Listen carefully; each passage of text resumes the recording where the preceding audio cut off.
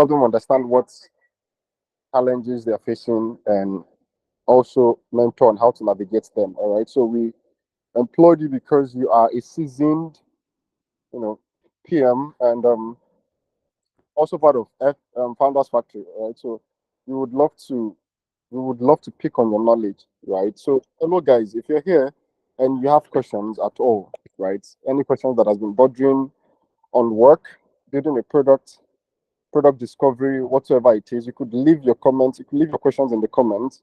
Okay, so we'll just start. But before that goes on, while you're doing that, right, we would like Andy to do a short and a quick intro of himself. So from there, you can now ask your questions. You could also signify using, you could also raise your hand if you want to ask question orally. That's also welcome. All right. So Andy, over to you now. You can give us a quick intro. Thank you very much, sir. Thanks, Best. Hi, everyone. Yeah, like Beth said, my name is Andy. Everyone calls me Andy. I'm the head of product at Founders Factory Africa. FFA, we are a venture capital company. We also support our portfolio startups directly because we believe early stage African startups need more than just capital. So after we invest, we give them direct support in building the right product, getting that product to market, growing their customer base, hiring the right talent, and putting systems in place and ways of work to improve the performance of that talent. So we're really hands-on investor. We call ourselves Africa's most hands-on investor. But I'm the head of product, which means that I lead 3 teams at FFA: the product management team, the tech or engineering team, and the design team. As you can imagine, it's just staffed with professionals in each of those disciplines who go to work within the startups or with the startups after we invest. So that's my current job. Before this, I was at Babangona, where I was also head of product, an ag tech company, one of the more successful ag techs in Nigeria. And before that, I've had a fairly long career in product as a product manager more recently, but before that, in business development, product marketing, and before that as a software engineer, which is how I first made a living in my early days, how I earned my first 2K. So yeah, that's me, and I'm just happy to be here with you all. Happy to answer any questions you might have. All right, thank you very much. So it seems like you were a well-rounded individual, going from software to business to products and all of that. So that's one nice career, all right? So thank you very much for that. Thank you. Okay, guys.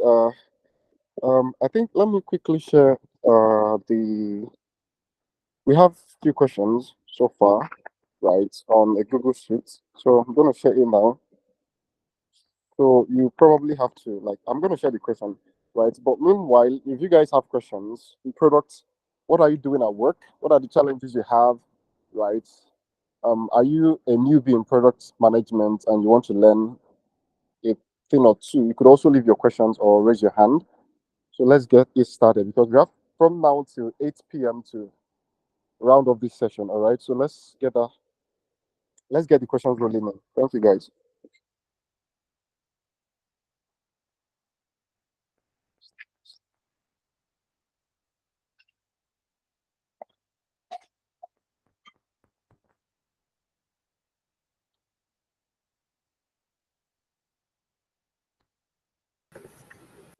Or okay.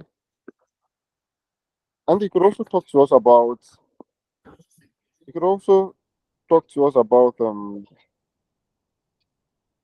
products and what you've had to do over time as a PM, right? How you navigated your career as a PM. Maybe we'll start from there.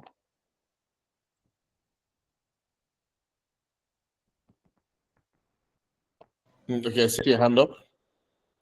Yes, I have a couple of questions from my own end. Hi, Andy. This is Toby here. Thank you very much for helping with the hangout again. There are a couple of questions, a lot of questions from the hangout that I would like to take over. That I would like to talk from. So while Best is sending some of the questions from the Excel spreadsheets, while you're sending them in the chat box, I would also read some of those questions and just continue from there. So one specific question that you responded to at the hangout was concerning how to teach excellence, right? And at that particular at the hangout, you mentioned that is not something that you can teach. Now, a lead up to that, in the practice of that is conflict. Sorry, right? I tripped up for a while. What was the thing I mentioned that I said you can't teach? You mentioned how to handle excellence. You mentioned how it's impossible to really teach excellence, but you can always make sure that your team members know that you would not take a shoddy job, right? So that way they know you're someone who demands high quality. Now, my question is, in the process of demanding high quality, there are a lot of times where it leads to conflict within team members. Your developers are fighting you, your designers are fighting you, but you still have to go and tell the CEO you're going to get the job done in just 1 week.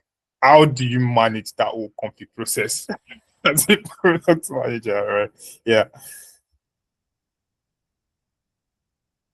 Yeah, it's a good question and it's a real one. I go by so one thing that's worked for me, and please sorry for the beeping. My power just went off, so I'm waiting for the gen to come on. So one thing that I've always said to people is I live by what I call the Optimus Prime principle, which is I never demand of people anything that I am not ready to do myself. And oftentimes, when people see that you are also living by that standard of excellence and you have that high output and the thing that you're putting out is at a particular standard, and they're angry with you because you're making those demands of them. But then you're showing them, say, but look, what this is also what I'm living by. What that tends to do is it tends to shut people up. Right? It just tends to shut them up. And then they have to just do it. At the same time, that doesn't always work. And sometimes you have people who are just like, look, no be our papa work be this, and why you dey carry this in for head, right? Yeah, doing too much basically. Yeah, and the reality of that is, so a few things, and I'm just going to be very real with you. Level one is that you can never sustainably build great products with people who think that way. That's number one, right? So now, what does that mean for what you're supposed to do going forward? First of all, is this a situation where these are people that, because in some workplaces, people like that can't last, right? In some workplaces, someone who isn't committed to excellence won't make it. And is your workplace one of those places? Or is your workplace one of those workplaces where even the people above you or lateral to you as a manager and those above you, like, also don't care, and so you are the odd person out in your demand for excellence? Or is it a situation where people don't care about excellence, but the madam at the top cares about excellence? In which case, like, if you guys don't deliver at that level, there will be a repercussion. Now, if it's that third one, where people around you don't care, the whole culture is one of not caring for excellence, but madam at the top somehow magically still cares about excellence, then you use the madam at the top as a stick. And you say to the people around you, look, nobody say, I won't make una kill on herself. But at the end of the day, if CEO sees this thing like this, or if CTO sees, or whoever it is that you guys are reporting to, if they see this thing like this, now all of us going to enter the problem. So, like, you appeal to their own sense of survival. If you can point to past situations where work was considered shoddy and it got people in trouble, appeal to that, like point that out, right? If the person who can't be appealed to by an innate sense of excellence because they don't have one, rather than fighting them and saying, hey, this your work no good, no good, just point out to the fact that this work could get you and I both in trouble. And then see if that works, right? But if if the call for excellence is your own personal call and the organization as a whole doesn't care, even those above you don't care, then you have to learn to pick your battle. And maybe you have to learn that maybe truth will not be your papa company, right? And maybe here is not the place. Then you have to, there's a choice as to maybe is this still the place for you? Or you have to move on to a place that actually has the same values as you do. But then if it is a place that values excellence generally, and you just have a few people on your team who are not okay, then you do have a room to really fight them on it. And at the end of the day, those fights won't be pretty, but they will lead to those people who are not ready to step up, stepping out and let them go. Because like life is too short to work with crap, people who don't want to like step up and work. Yeah. I really love that response because number one, when we appeal to their sense of survival, I think that can really get a lot of response. At least the part where it becomes the survival of the fittest. I mean, in this case, fitting means like puzzle fitting the all other pieces basically, and the ones who are not the fit basically fall out. If you're just joining us, this is the group mentorship session, and on the group mentorship session, we basically try to scale mentorship. Right? We understand that we all need a direct access to senior product managers and people that are at the top of their career in product management. Now, you won't always get that. You probably have gotten people hear you on LinkedIn a couple of times, right? So yeah, here's the opportunity for you to ask a question. If you have a question concerning product management, the question in your career that you're facing currently, you can just raise up your hand. I will call you. You can pin the picture, you can ask the question, and we'll have Andy here. Andy is the country manager and head of product at Founders Factory. They're both mentors for startups plus mentors for products generally, and also a VC. So it would answer all your questions. So while you are getting your questions together and you're raising up your hand, I would read some of the questions that we have here that people have sent in beforehand. So yes, I would like to read Fela's question. Fela's question is this: how do you know if it is time to switch company as an associate product manager for exponential career growth? How do you differentiate in-company career growth from a personal career growth trajectory? Fela, if you're here, you can also raise up your hand to give more context as Andy proceeds to answer. Andy. Oh yeah, if Fela is here, I'd love to hear from them. If they can give a bit more information. Yes, Fela, if you're here, I can't see Fela on the call currently, so I think I can read another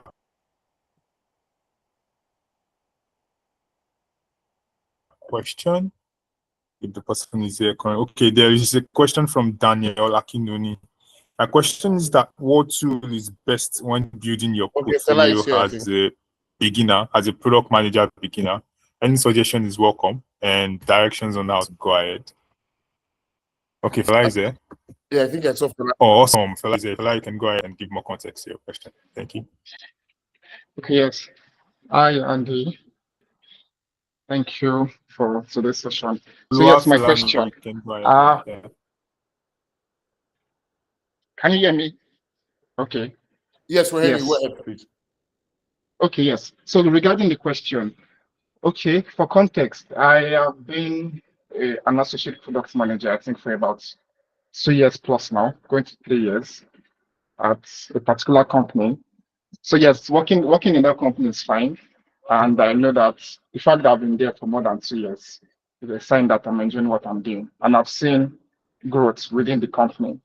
But a number of times, I feel like sometimes you get bored as product managers because the work can be overwhelming. And sometimes I just feel cheap, like, okay, maybe I need a new environment to work. But sometimes this syndrome creeps in whereby I'm like, okay, yes, I'm good where I am currently, and I'm seeing the growth here. But now I want to be able to translate it to personal personal career growth. So maybe when I'm trying to write my portfolio or trying to apply for jobs and I see some of those questions and I'm like, okay, what is going on here? And then another context is maybe courses. So I've been busy putting my head in the work and then not taking as much courses as I should. So sometimes I just go through LinkedIn and I see a lot of product managers with certifications and I'm like, okay, I've not gotten this, but the knowledge is there. So I've been struggling to trying to maybe play down the amount of effort I put into work and trying to take more courses. I don't know if you get that balance I'm trying to get there to be able to know exactly where I am in the job market as a product manager. Yeah, I get that. I get that. I'm curious about something you mentioned. You talked about, seeing those questions and, the questions leading you to ask yourself some questions about yourself. So what types of questions are these that you're seeing that are maybe stumping So you or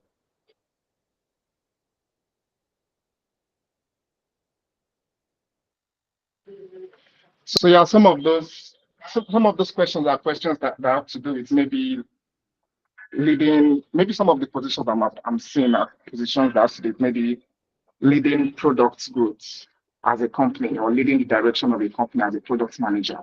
Mhm. And then as an associate product manager, sometimes some kind of information I'm not privy to sometimes, maybe because there's a senior PM that does it, maybe in terms of maybe analytics, and they can easily see an overview of where the product is and make decisions. But a lot of times, aside maybe some of the features I actually manage and spearhead, in terms of the general overview of the product, the senior PM has that strategic insights. So a lot of times when it comes to strategy, I feel like okay, I still have some steps to take. But when it comes to execution, fine. So a lot of those questions you see maybe during in what's it then job interviews or maybe LinkedIn posts for jobs are mostly questions that have to do with how can you take your company from this point to this point. And a Mhm. lot of that I'm trying to figure it out in my head, like, okay, I need to come out of the shell of having a senior PM giving me directions and then owning up to some reasonable product leadership. Yeah, definitely. So my next question for you would be: at your current job, where you have the senior PM who is giving you the work, giving you tasks to do, and they're the ones who have clear visibility on the analytics, the product metrics, and also, I would assume, to some extent, the business metrics. What's the current path for you taking on more of that high level visibility and taking on more autonomy? Is there a path there for you? Yes, there is actually. Okay. There is. But it just looks like the steps it takes to get there. If you move across companies, you can cut that cycle. I'm So a sorry, say lot that of again. times, I said there is actually, because I Mhm, know that there are a number of projects I've come to manage myself, and I'm very proud of. mhm. But I've seen that when I move across companies, maybe if I switch from this company to another company, the level of decision making I'm going to take will be higher than this. Meanwhile, in this company, it might take me maybe because you are in the company already and you know how everything works. Sometimes I just feel like it's quite slow. That's when I'm trying to relate it to my personal career development. Okay. Yeah, yes, I get that. So the company, there is technically a path for you to take on more leadership, product leadership within the Yes. company, and more to own your own initiatives and be able to do all of that. However, there is also inertia within the company, and the management is saying, well, if it ain't broke, don't fix it. things are working just fine as it is right now, and so there isn't enough intentionality about fast tracking you into those situations. So now the next question I have is, what's your relationship like with your senior PM or senior PMs? And how invested is your senior PM in your career growth? Is this a person that you can talk to and say, how am I doing with the execution side of things and the delivery management side of things, which I am having a lot of work with there? And if you feel I'm doing well with it, I would like to take on a bit more of the strategic side of things. And can you help me and give me those responsibilities and train me on that a little bit more? Do you have that type of relationship with your senior PM? Yes, I do. Yes, I do actually. I do. I Okay. do. And this conversation most times or a lot of times comes up quarterly. Okay. So by the time it is end of the quarter and then you look back, you can see the growth. But sometimes it does feel like it's going to take you another quarter again for you to get this kind of feedback or this kind of level of ownership again before your next move. I don't know how to explain it. Most times it's always like a quarterly thing. Mm. Yes. So I think the issue there is what you need. Since you have that good relationship with your manager, right? What's missing is an intentionality around the cadence. So you're having these quarterly check-ins, right? But there needs to be something more structured in between. Every month, every 2 weeks, etc. Something where it's like, okay, what we discussed in the last quarterly check-in, this is what we have decided. We've decided to okay, so let's put it this, sorry, let me rewind. You guys talk at your quarterly check-in and you agree that over this next quarter, what we want to see is Fela taking on more leadership, product leadership responsibilities, right? Now, maybe your manager, now if I were your manager, having discussed that with you, what I would be doing is, excuse me, I now know the tasks I need to give you. And so I would start giving you those tasks. And then at a monthly or a fortnightly cadence, I'm checking in with you and we're talking about these things that we're doing. But now maybe your manager isn't thinking that way. Now that becomes your responsibility because your manager isn't doing it. So what you need to do, since that quarterly check-in is showing you that the manager in principle agrees that this is something we need to do for Fela. Now it's up to you to own that and push, just like you would on a product, right? Just like you would push a dev or whatever. But what you need to now do is say, okay, based on what we described, what we agreed on, are there any new initiatives this week or this month that I could take ownership of a part of and we can work together on? And then they say yes or no. If they say yes, you say, okay, what is it? You take it on. If they say no and they say, oh, not yet, maybe next week, you come back next week. And you keep coming back and you keep doing that until you actually get a hold of something. And you now own that thing and you work with it. Like, but you have to sort of leverage this relationship you have with your manager to get these responsibilities you need. Otherwise, it will just be like, yes, we plan to do it, and that it doesn't actually get done unless your manager decides to be intentional. So your manager isn't doing it out of malice or out of anything, but it's just they're not treating it with intentionality, and that can be dangerous for you as well. You have to sort of make sure that happens. Okay.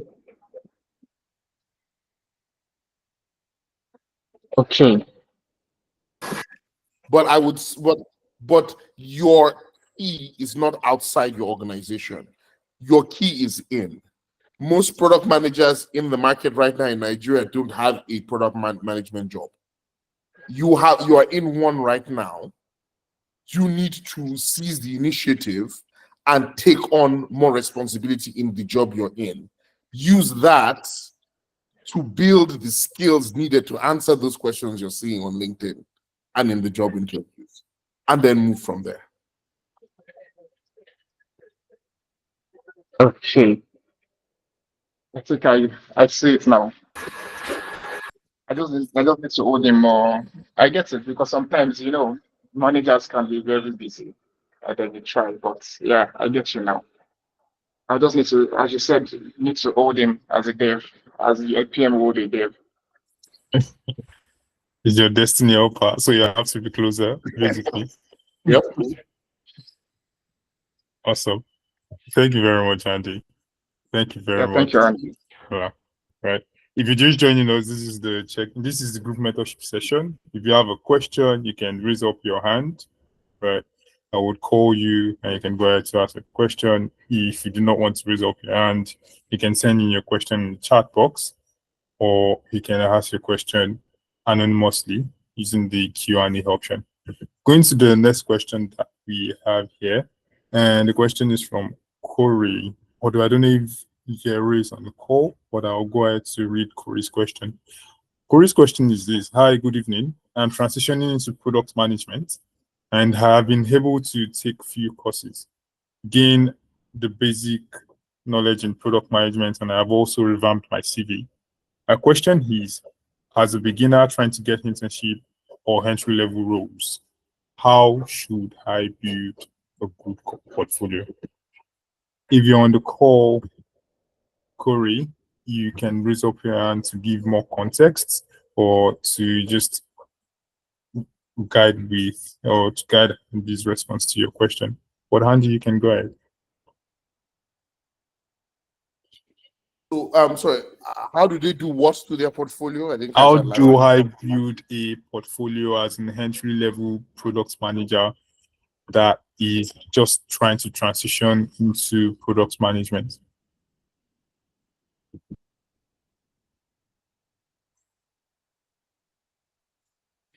Oh, okay, thank you. Are they on the call?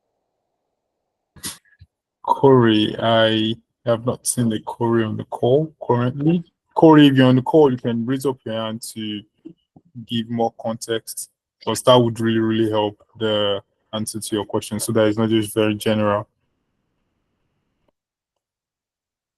Corey, if you're on the call, you can unmute your mic or raise up your hand.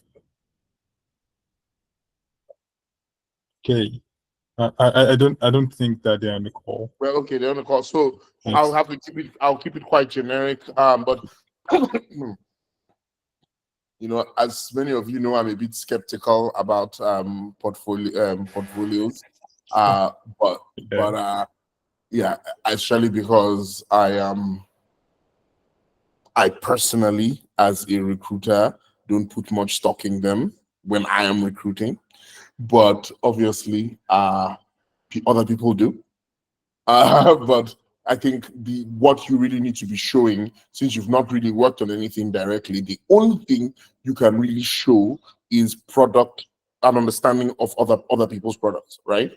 And so go ahead and within your product portfolio, analyze other products, right?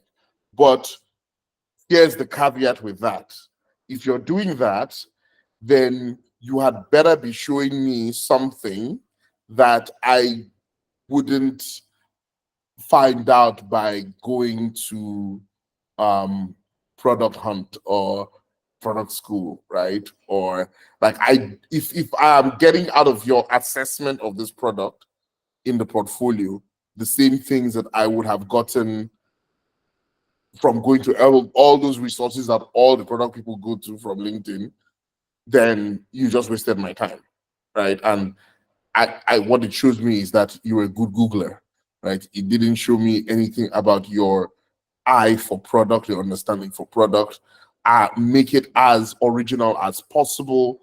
Let it be your own screenshots. Let it be your own. If you're taking pictures, let it be yours. Let it be your language. Use Delve when you're writing, so I know your AI. You know, basically show me original thinking in your portfolio, because all you can do is you just started, you've not done anything as a product manager. So all you can do in that portfolio is show me other people's products. So show me original thought and analysis of other people's products, and that takes you as far as a portfolio can take you. That will take you.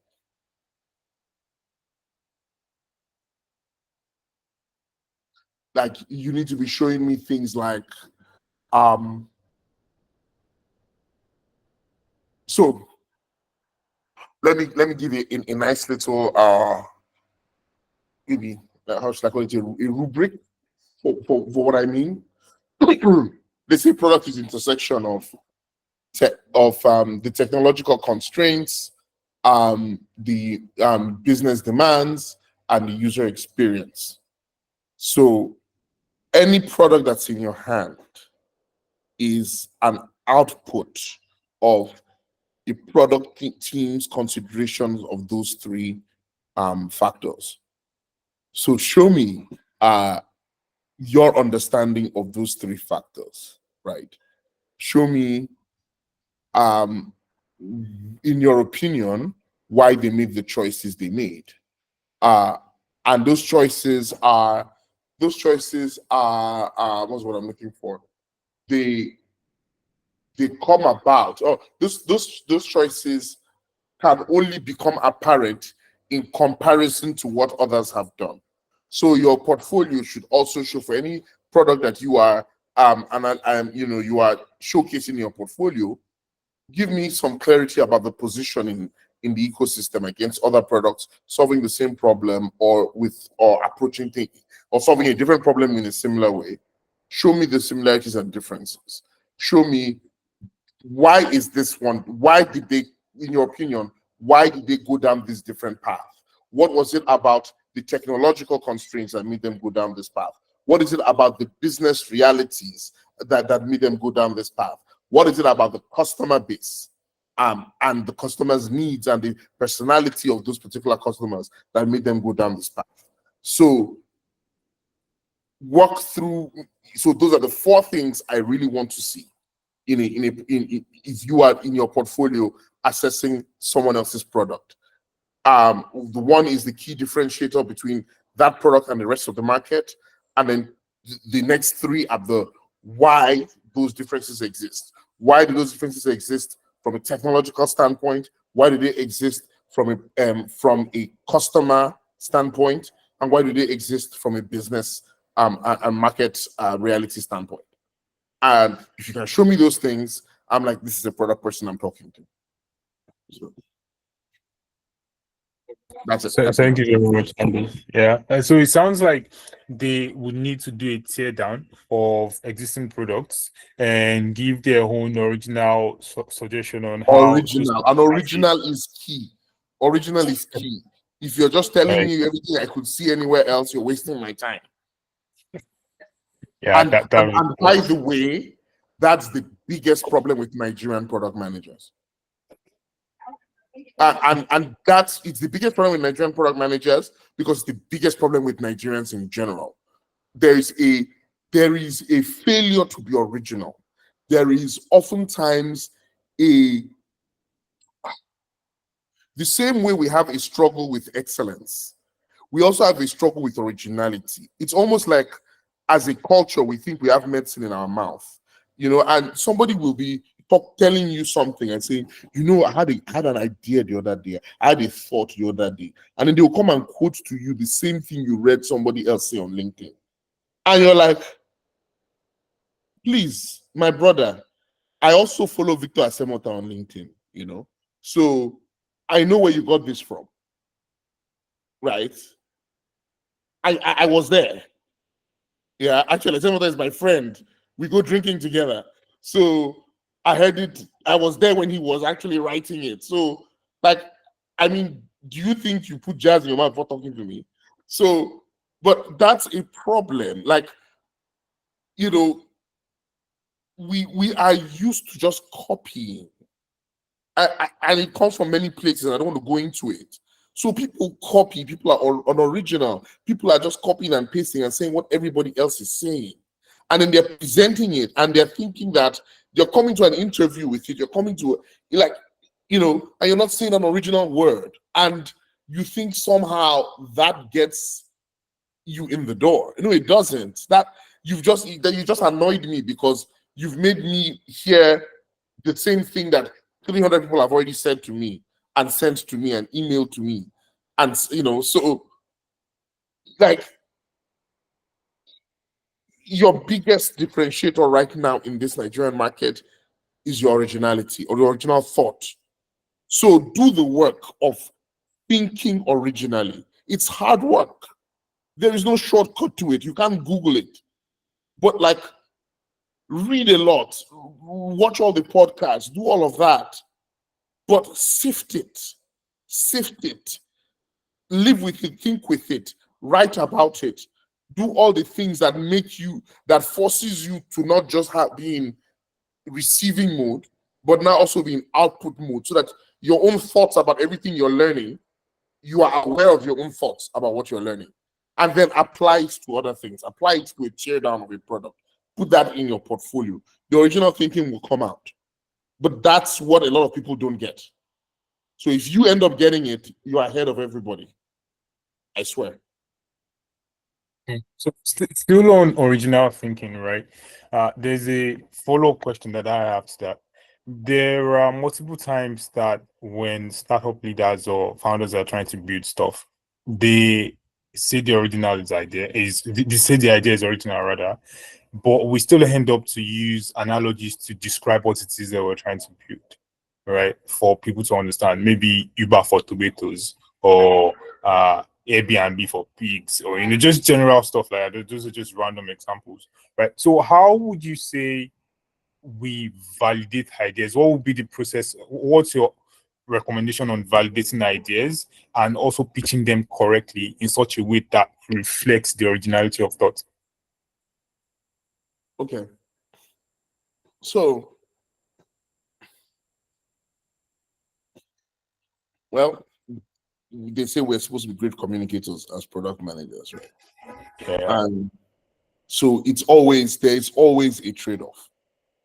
So the Uber for tomatoes, there's a good reason why we use those formulas, because they allow the person to immediately have an idea, situate the idea in the problem space, right? In the problem and solution space. And so that's good. I don't really have a problem with that. You say it's like it's Uber for tomatoes, but let me give you the details, and then you go into the details, right? And the details show where explains how it's not just Uber for tomatoes, or it's not precisely Uber for tomatoes. There is a bit of there's something extra there, and there's something that's not there that's in Uber for tomatoes, and you make that description, right? And then that lands, right? Now, when I was talking, but before I go deeper into that, when I was talking about being original, right? I wasn't saying like what I didn't mean like don't do anything anybody else has ever done. I meant I was talking specifically about when it comes to product insights, especially with things like a portfolio, right? Portfolio, everybody is doing a portfolio, right? And everybody who hasn't worked on a product is doing a portfolio of other people's products, right? And everybody is using the same few products in their portfolio. Yeah. So if you're going to be doing that, and you are the 314th Duolingo tear down I am reading, I beg you, by all the things that you hold holy and worship, to think about, is there anything original I can say about Duolingo, so that I don't just blend in with what every other person has said about Duolingo. And so that if this person who I've submitted it to decides to do a chat GPT prompt, he does not see that I'm telling him exactly what ChatGPT would have said about Duolingo, right? So that's what I'm talking about there. When you are trying to differentiate yourself in a high volume lane like portfolios, you need to lean into originality and insights and all of and creativity. Now, in the world of pitching ideas and in the world of product ideas, right? Now, you have the problem space and then you have on top of it the solution space. Ideas are limited by the problem space, and solutions within a particular idea in the solution space are limited by the technology available and the realities of the customers in that market. Now, what that really means in reality is that most of the time, ideas will be repeated and will not be very original in terms of ideas for startups, ideas for products will not be very original. That's going to change. We're about to have a spike in originality in ideas because of things like large language models, etc. They are not the magic bullet people think they are. But let's say, for example, LLMs make it easier to create. They change the way we interface with our phones, for example. Let's say now it means that some things can now be language prompt driven, chat driven, that couldn't be chat driven before. That changes the types of products we can build. That means we have more solutions for a particular set of problems. Yeah, that's a good thing. And so you'll see a spike. So you're about to see people's decks are about to be a bit more original than they were like, 2 years ago. Great. But we still are going to have a lot of repeated ideas. And I'm now speaking, I'm putting in my hat as someone who works in venture capital in VC. We expect that to be the case. We expect to see lots of the same idea from different people all the time.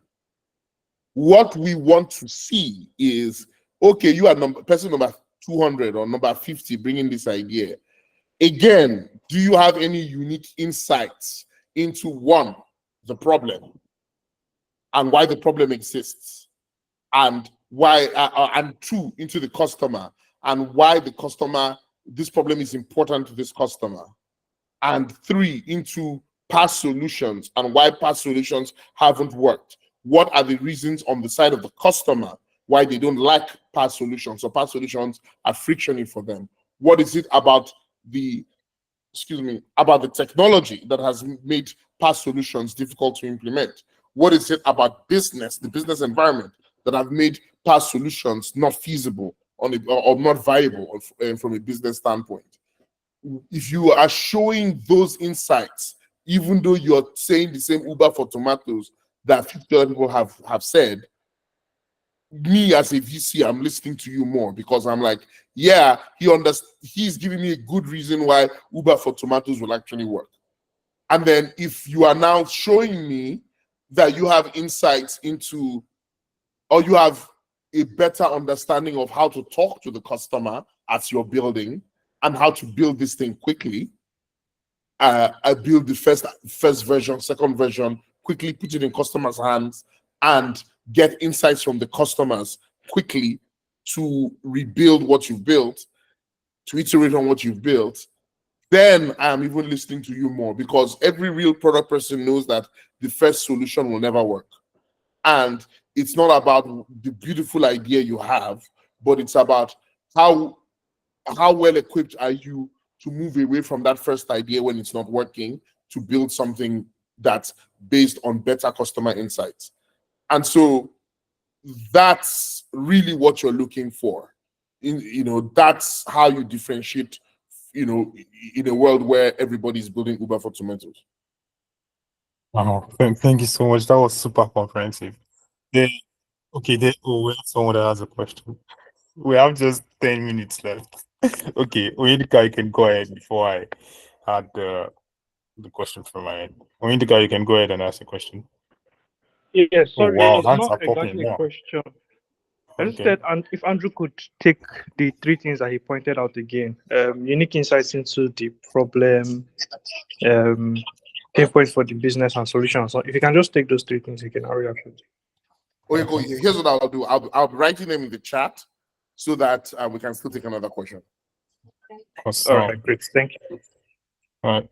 I saw another hand up just now. Oh, by the way, Indika, we also record the session. So this is one session that I definitely want to listen to again. I personally will still need to listen to it again. So I saw another hand up just now, but I can't remember what that is. But while you raise up your hand, I would like to go back to the question I was going to ask earlier. So Andy, you mentioned that the customer tends to also be the one that would decide the product direction, which is very, very much ideal. So how do you approach solutions that you know are very, very much useful or important for that customer, but they don't know it? A very good sector where that applies is sustainability. How do you sell a sustainability product to an average Nigerian where the disposable income is not really that high? They don't necessarily care about the environment, but you know it's something that is good for them, right? So as a product person, how would you push that? You don't. Yeah. So let me put it this way. Let me be real. Let's see. You have to have it. You always ask. I always ask myself a question because I'm a big believer in lots of things. I have very strong beliefs in what people need, what's good for people. But I always ask myself, am I your PM or am I your parent, right? And here's the truth about it. Your customer has a hierarchy of needs. This is the biggest pain point in my life, then this, then this, then this, then this, then this, right? There could be 100 needs. Yes. The customer also has a wallet, a budget, and it could be 10,000 naira a month, it could be 100,000 naira a month, it could be 1,000,000 naira a month. It varies based on your customer segment. And what your customer is doing every day and every week and every month is they're going to their shopping list of needs and they're taking their wallet and they're using the money in their wallet to solve their needs. And they start at the top. They solve the first problem. And with the remaining money, they solve the next problem. And the remaining money, they solve the next problem. And when the money in the wallet runs out, they stop solving problems. So you want to sell sustainability to your customer. You ask yourself the question, what problem is sustainability solving for your customer? That's what customer discovery is about.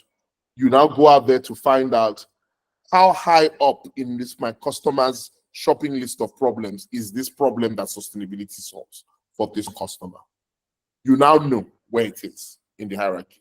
Number 1, number 10, number 800. Then you now think about how much money does my customer have? And how let's say sustainability is problem number 10.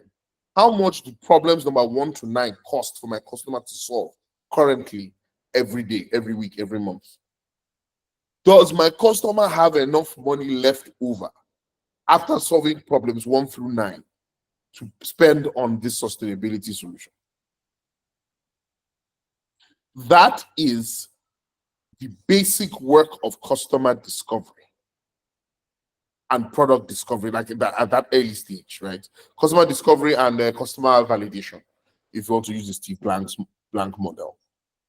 And if you see that your customer's wallet will finish before they get to your particular problem, as a product person, you have to tell yourself the truth. And the truth is that this customer segment cannot buy my solution. Not as things are currently presented. Maybe there is a role for marketing and sales to get in there and convince the customer that the problem should not be number 10 on their list. It should be number 1 on their list. Maybe. But you have to tell yourself the truth and know, based on the current customer behavior, the current customer sense. This is where the product is, this is where my solution is, and this is where their money finishes. And if that's the case, I need to pivot to a new customer segment or a new problem and solution. Because product manager, not parent. Only a parent tells you, tells a child, this is what you should be spending your money on, this is what you should be doing, this is what should be important to you. As product people, we don't have that power, and we shouldn't even try to have that power. Awesome. Thank you so much, Andy. And Judith has a question. Okay, Jennifer is up on earlier, but Judith's hand is up right now. Judith, you can go ahead. You can unmute your mic and ask a question. Good evening, everyone. Thank you, Andy. I initially sent my question in the form, but I just want to ask you right now. So I'm a junior PM with about 2 years of product experience, and have been job hunting, and the job market is tough. And I didn't anticipate it because I figured that if I already have experience, it should be a bit easier than when I was job hunting as entry level. But I reckon that it's even harder as an entry level. So I just want to ask if you have tips for job search strategy as a junior PM that can help me get my foot in the door, because I haven't even started landing interviews. Yeah, Judith, I feel you. I feel your pain, because it's like the truth of the matter is simply that there are way too few junior PM jobs for the number of junior PMs we have. Mm-hmm. So that's what you are encountering right now. And that's just like, our market is really, really skewed. There's a lot of demand for senior PMs, not so much for junior PMs. So how do you get to become a senior PM if you're not finding the junior PM jobs? Right? That's it. Yeah, it's a structural, fundamental problem with our market. And it's really because we don't have enough big software companies, right? Big software companies that need large product teams. That's just not our reality, right? So that's what it is. So it now becomes a game of standing out. And best, Bridget, I think we could even end up doing a whole series about standing out in the market. I think it's something that you can answer in one question, one answer, but it's something that I'm happy for us to like go deeper into. Maybe if let's say these mentorship sessions, if we sort of take one for general mentorship, I know we do interview prep. Maybe we take one of the interview preps and use it for like standing out in your CV and in your applications, etc. I wouldn't mind doing that. Awesome. So I would sync with the block runner for interview prep sessions, and I think that would really help. So before we close out we have just 2 minutes left. So I would like Jennifer to ask a question, and Judith would plan on making sure that standing out session works. Just be on the lookout on Slack. Thank you very much. Jennifer, you can go ahead. Good evening, and good evening, everyone. Thank you for this session. Okay, so my question is this. I currently work in a startup, and our products, we are close to launching our product. But I just wanted to get some clarifications during the development stage. Do we just work outside working on the documentations that we do and the research we conduct while preparing our documentations and following up with the development team? Is there something else we are meant to be doing? Because sometimes it feels like you should be doing more, but you're not doing anything more, and you're just like, is that it? Like, is that what you just do? You just check in and show, okay, work is ongoing with the development team, the design team at that stage. So I want to get clarification on that first before I ask my next question. A lot of the time, that's what ends up happening. Is that because you've done all the prep, you've done all your customer discovery, you've bubbled the insights.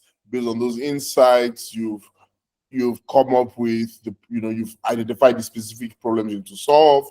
You've created a value proposition. You now know what features you're building. You've prioritized. You've planned your sprint. Sprint is ongoing. Devs are deving. At that point, there really isn't anything you could be doing that is absolutely necessary.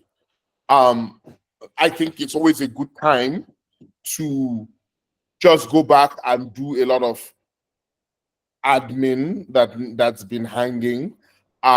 Always a nice time to talk to customers also. But the thing with talking to customers at this stage is that you have to be mindful that you're not just going back to collect the same old insights. Is there something new you want to find out from customers? And if there is something new you want to find out from customers, can't it wait until the product is shipped and you put the product in customers' hands? Isn't that going to be a more productive insight gathering from your customers anyway? So when you think about it that way, there really isn't any, there's nothing outward that you need to be doing at that point.